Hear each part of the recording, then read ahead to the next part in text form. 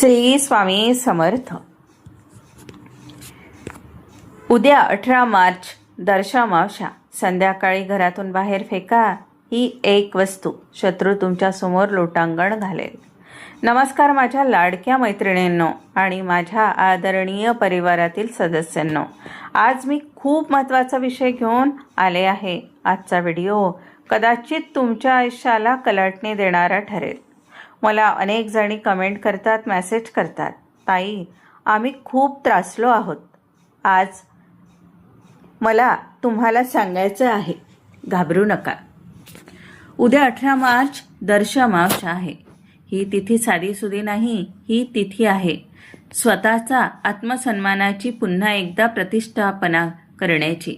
जेव्हा चंद्र नसेल तेव्हाच तुम्हाला तुमच्या जीवनातील काळोख काढून टाकायचा आहे. हा व्हिडिओ शेवटपर्यंत बघा, कारण यातला एकही शब्द तुम्हाला मिस करायचा नाही. व्हिडिओ सुरू करण्यापूर्वी आपल्या चॅनलला सबस्क्राईब करा आणि बेल आयकॉन दाबा. तुमचे हे छोटेसे पाऊल माझ्यासाठी खूप मोलाचे आहे. आजच्या व्हिडिओला एक लाईक करा, कारण माहिती खूप गुप्त आणि प्रभावी आहे. आणि हो, कमेंट बॉक्समध्ये श्री स्वामी समर्थ आणि ओम नमो भगवते वासुदेवाय लिहायला विसरू नका, कारण या नामाच्या जपानेच अर्धी संकटे दूर होतात बरं का. तुम्ही कधी विचार केला आहे का की काही लोक तुमच्यासमोर खूप गोड बोलतात, पण पाठीमागे तुमच्या प्रगतीचा द्वेष करतात. असे लोक तुमच्या घरातील ऊर्जेला दूषित करतात. कधी कधी घराच्या उंबरठ्यावर लिंबू किंवा काळी मोहरी पडलेली असते. हे काय असतं? हे तुमच्यावर केलेलं एक षडयंत्र असतं. माझ्या एका मैत्रिणीने असाच अनुभव घेतला होता.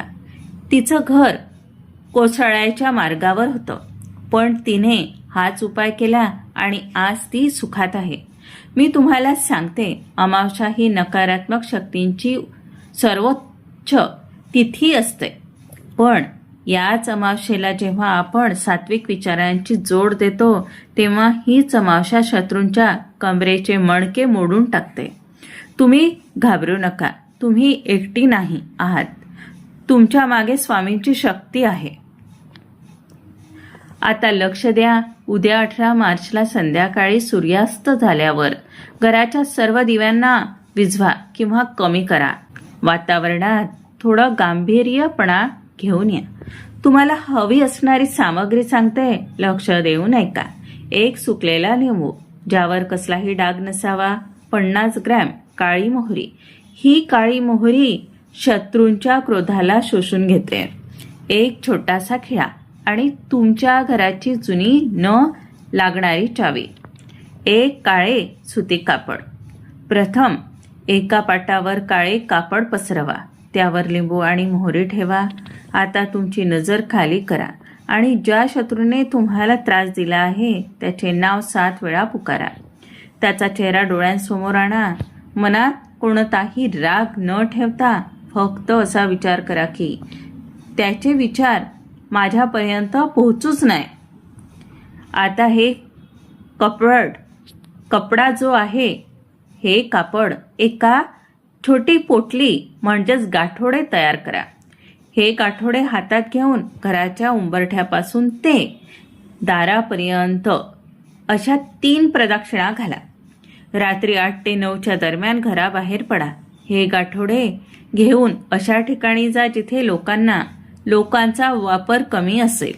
हे गाठोडे फेकताना मागे वळून बघण्याची चूक तर कधीच करू नका. जर तुम्ही मागे वळलात तर ती नकारात्मकता पुन्हा तुमच्याकडे परत येईल, हे विसरू नका. तुम्हाला वाटेल हे करून काय होईल? हे निसर्गाचं विज्ञान आहे. जेव्हा तुम्ही हा उपाय करता तेव्हा तुमची इच्छाशक्ती खूप प्रबळ होते. शत्रूचा लोटांगण घालण्याचा अर्थ असा नाही की त्याने तुम्हाला नमन करावं, तर त्याचा अर्थ असा की त्याचे वाईट विचार तुमच्यापर्यंत पोहोचणं थांबतील. जेव्हा तुम्ही शांत आणि प्रबळ बनता तेव्हा शत्रू आपोआप तुमच्या तेजापुढे नतमस्तक होतात. ही स्वामींची ताकद आहे. कुटुंबाच्या सुख समृद्धीसाठी 10 दिव्य उपाय सांगते. लक्ष देऊन ऐका. हे पण उपाय खूप महत्त्वाचे आहे.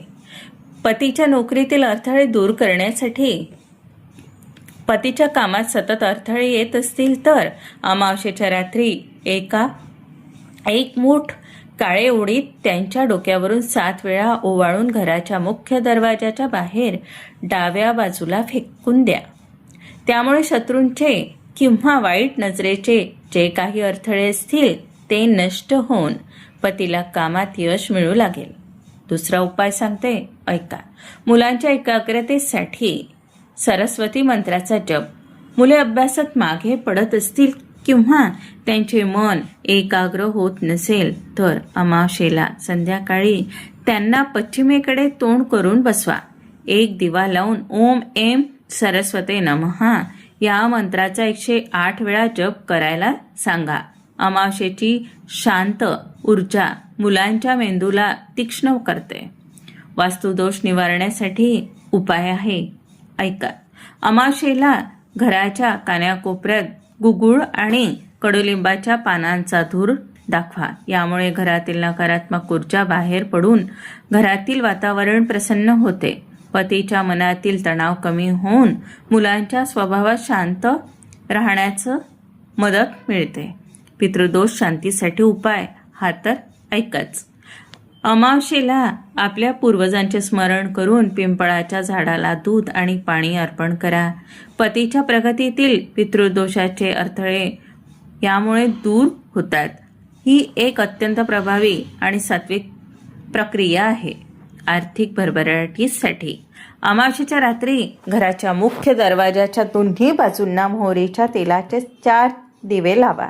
यामुळे घराकडे येणारी लक्ष्मी आकर्षित होते आणि पतीच्या व्यवसायात किंवा नोकरीत नवीन संधी प्राप्त होते. मुलांच्या आरोग्याच्या समस्या असतील तर अमावस्येला त्यांच्या हाताने गरिबांना काळे चणे किंवा गूळ दान करा. त्यामुळे त्यांना वाईट दृष्ट लागणार नाही आणि त्यांचे आरोग्य सुदृढ राहील. पतीच्या यशासाठी अमावस्येच्या रात्री पतीच्या बेडरूममध्ये एका काचेच्या बाउलमध्ये कापूर आणि 3 लवंगा ठेवा. सकाळी ते जाळून टाका. हे घरातून नकारात्मकता पूर्णपणे काढून टाकते आणि पतीला नवीन ऊर्जा मिळते. घराचे रक्षणासाठी घरातील फरशी पुसताना पाण्यात खडे मीठ टाका. हे घरातील सर्व नकारात्मकता शोषून घेते.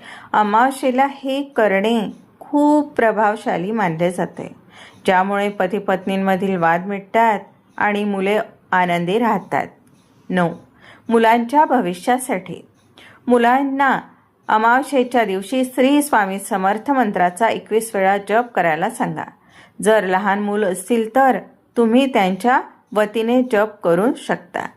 स्वामी समर्थाच्या नामस्मरणात इतकी शक्ती आहे की ती मुलांच्या आयुष्यातील सर्व संकटे दूर करते. पतीच्या दीर्घायुष्यासाठी आणि शांतीसाठी अमावस्येच्या दिवशी कोण्या एका गरजू किंवा मुख्य प्राण्याला जसे की गाईला किंवा कुत्र्याला अन्नदान करा. पतीच्या प्रगतीमध्ये अडथळे ठरणारे नशिबाचे दोष या पुण्यामुळे कमी होतात. जेव्हा तुम्ही हे 10 उपाय व्हिडिओमध्ये सांगितल्याप्रमाणे करता तेव्हा बघा तुमच्या आयुष्यात खूप छान परिणाम घडतील. मैत्रिणींनो, हे उपाय करताना मनात कोणाबद्दलही वाईट विचार करू नका. कोणतीही शंका ठेवू नका. अमावस्या ही भीतीची नाही तर आपल्या कर्माचे आपले नशीब बदलण्याची रात्र आहे. उद्या 18 मार्चला तुम्ही हे उपाय नक्की करून बघा आणि त्यानंतर तुमच्या घरात येणारे सकारात्मक बदल मला कमेंटमध्ये नक्की सांगा. व्हिडिओला लाईक करा, मित्रमैत्रिणींसोबत शेअर करा, सबस्क्राईब करायला विसरू नका. कमेंटमध्ये श्री स्वामी समर्थ आणि ओम नमो भगवते वासुदेवाय लिहून आपली उपस्थिती दर्शवा, कारण हे शब्द तुमच्या कुटुंबाच्या रक्षणासाठी ढाल बनतील. तर मैत्रिणींनो, ही होती ती माहिती जी तुमच्या आयुष्याला बदलू शकते. उद्या अमावस्येला हे नक्की करून बघा. जर तुम्हाला काही शंका असेल तर कमेंटमध्ये विचारा. मी शक्य तितकी मदत करण्याचा प्रयत्न करेल. पुन्हा एकदा विनंती करते, व्हिडिओला लाईक करा, जास्तीत जास्त गरजूंपर्यंत हा व्हिडिओ शेअर करा आणि हो, कमेंट बॉक्समध्ये श्री स्वामी समर्थ आणि ओम नमो भगवते वासुदेवाय जय घोष करायला विसरू नका. तुमच्या प्रत्येक शब्दातून सकारात्मक ऊर्जा बाहेर पडू द्या. उद्या तुमची रात्र शुभ जाव आणि तुमच्या सर्व संकटांचा अंत हो, हीच स्वामीचरणी प्रार्थना. श्री स्वामी समर्थ.